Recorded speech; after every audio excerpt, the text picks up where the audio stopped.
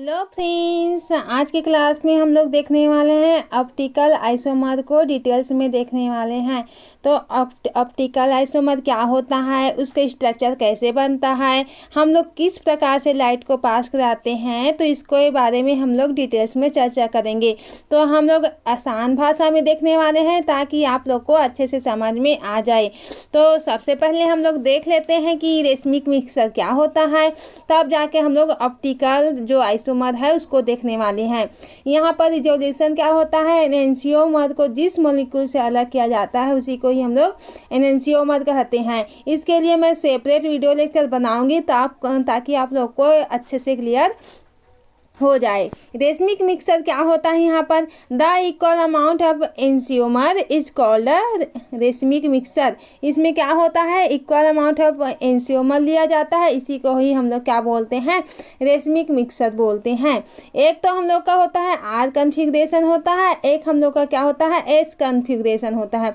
Are configuration क्या होता है, जो कि क्लॉक वाइज क्या होता है, रोटेशन करता है। ये वाइज है ना, क्लॉक वाइज क्या करता है, रोटेशन करता है। आप लोग घड़ी की सुई को देखते होंगे, वो कैसे चलता है, राइट साइड से, ठीक है, राइट साइड से रोटेट होता है, तो उसके हम लोग क्या बोलते हैं, क्लॉकवाइज रोटेशन बोलते हैं। एंटी क्लॉकवाइज रोटेशन, जब घड़ी को हम लोग क्या करेंगे, उल्टे तरीके से चलाएंगे, उल्टा तरीके से वो रोटेट करेगा, उसे हम लोग क्या बोलेंगे, एंटी क्लॉकवाइज रोटेशन बोलेंगे।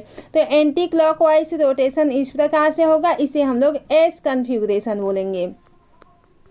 और आर कन्फिग्रेशन क्या होता है, जिसको हम लोग राइट साइड रोटेट करवाते हैं, तो ये हम लोग का आर कन्फिग्रेशन हो गया। तो आर से राइट, इतना तो याद हो जाएगा, ठीक है। अब देखेंगे ऑप्टिकल आइसोमर, जो कि हम लोग का मेन टॉपिक है।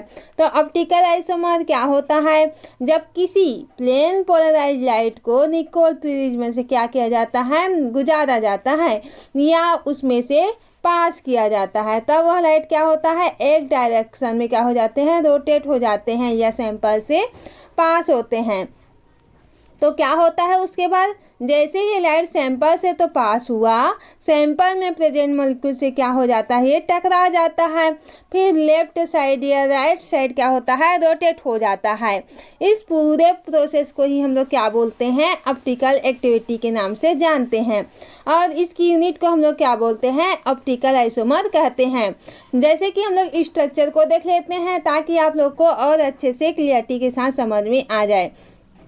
यहाँ पर क्या है, यहाँ पर दिख रहा है स्टार के जैसे, यहाँ पर से प्लेन पोलराइज लाइट है, यहाँ पर से इस प्रकार से लाइट क्या होता है, निकलता है, पास होता है इस प्रकार से चारों ओर। तो यहाँ पर हम लोग निकोल प्रिज्म लिए हैं, यहाँ पर कोई निकोल प्रिज्म है। यहाँ पर से जब लाइट को यहाँ पर से पास करवाते हैं तो क्या होता है, ये एक डायरेक्शन में क्या हो जाता है, रोटेट हो जाता है। क्या होता है, ये एक डायरेक्शन में रोटेट हो जाता है। और किस प्रकार से हो रहा है उसको हम लोग देख रहे हैं। यहाँ पर से क्या होता है, एक डायरेक्शन में रोटेट हो रहा है, यहाँ पर से एक डायरेक्शन में रोटेट हो रहा है ना, तो यहाँ पर ये सैंपल है, ये हम लोग का सैंपल है, ठीक है। इस प्रकार से ये सैंपल है। सबसे पहले क्या लिए थे, प्लेन पोलराइज लाइट लिए थे फर्स्ट स्टेप में। सेकंड स्टेप में क्या लिए थे, निकोल प्रिज्म में लाइट को पास करवाए हैं, तो ये एक ही डायरेक्शन में क्या हो गया है, रोटेट हो गया है, एक ही डायरेक्शन में इस प्रकार से। अब ये क्या होता है, सैंपल से पास होता है, इस प्रकार से सैंपल से पास होता है।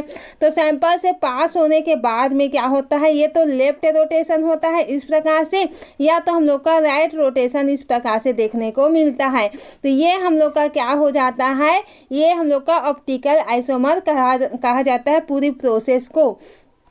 वही हम लोगों ने डेफिनेशन में भी अच्छे से क्लियर किया है कि एक डायरेक्शन में पास होता है, फिर सैंपल में पास होता है, फिर लाइट सैंपल से पास होते हुए क्या होता है, सैंपल में प्रेजेंट मॉलिक्यूल से टकरा जाता है, जिससे लाइट साइड रोटेट होते हैं या राइट लेफ्ट साइड में रोटेट होता है। तो इस प्रोसेस जितना भी घटना घटित हो रहा है उसी को ही हम लोग क्या बोलते हैं, ऑप्टिकल एक्टिविटी के नाम से जानते हैं। और इसकी यूनिट क्या है हम लोग का, ऑप्टिकल आइसोमर, इसी को हम लोग कहते हैं।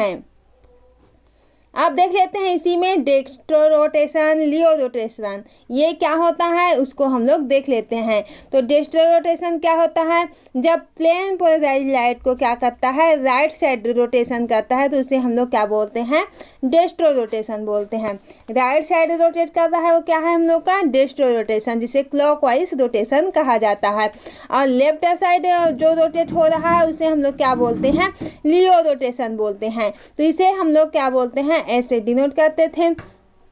ठीक है, RS कॉन्फ़िगरेशन देखे थे ना, तो वही है हम लोग का। एक तो हम लोग का क्लॉकवाइज रोटेट हो रहा है, तो इसमें क्या हो रहा है, लाइट जो है राइट साइड में रोटेट हो रहा है, और लियो रोटेशन में लेफ्ट साइड जो है वो लाइट जो है लेफ्ट साइड में रोटेट हो रहा है, तो उसे हम लोग क्या बोलते हैं, लियो रोटेशन बोलते हैं। और इसे किससे शो करते हैं, L से, कैपिटल L से शो करते हैं। डेक्स्ट्रो रोटेशन से को कैपिटल D से क्या करते हैं, शो करते हैं।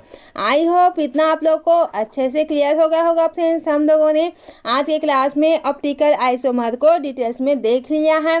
तो ऑप्टिकल आइसोमर क्या होता है और इसे किस प्रकार से स्ट्रक्चर से समझा जाता है, laevo rotation, dextro rotation, clockwise rotation, anti clockwise rotation क्या होता है, ये सबको अच्छे से हम लोगों ने कवर कर लिया है। तो आज का क्लास हम लोग यहीं से एंड करते हैं। Thank you.